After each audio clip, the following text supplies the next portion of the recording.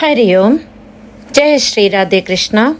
Srimad Bhagavad Gita, Chapter number 4, Shloka number 3. Sa evāyaṁ mayā tedya yogaḥ proktaḥ purātanaḥ bhaktosi me sakhā cheti rahasyaṁ hyetad uttamam. Supreme Lord Shri Krishna says, that very same ancient yoga I have this day imparted to you, for you are my devotee and my friend, and this is a profound secret indeed. Here Shri Krishna makes quite clear that the karma yoga he had expounded in the last chapter is not a personal philosophy but is the ancient wisdom, so reverently handed down the ages.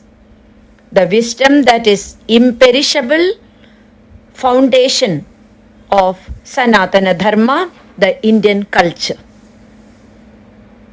This ancient yoga being imparted to Arjuna is an uncommonly known secret. Secrecy in the world is maintained for two reasons, either due to selfishness in keeping the truth to oneself or to protect the abuse of knowledge. But this science of yoga remains a secret not for either of these reasons, but because it requires a qualification to be understood, as we discussed in the previous shloka. The spiritual path of karma yoga is not a new invention. It is an ancient path. Even though it is imperishable, owing to the change of times, it was covered up and neglected for some time. When spiritual dharma suffers decline, the Lord incarnates himself to re-establish it. This same ancient knowledge is now taught to Arjuna by Lord Shri Krishna. Now, why should the Lord choose Arjuna only to be the recipient of this knowledge? That qualification of Arjuna is revealed in this shloka as devotion. Arjuna was a devotee and friend of the Lord. Devotion to God can be practiced in any of the 5 sequentially higher sentiments like Shanta Bhava, Dasya Bhava, Sakhya Bhava, Vatsalya Bhava or Madhurya Bhava.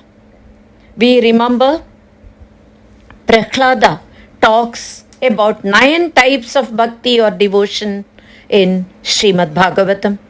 Of course, the Lord has no attachment of friend or foe. Arjuna's devotion, love, faith in the Lord has won for him a place in the heart of Sri Krishna, and hence the divine message was offered to him.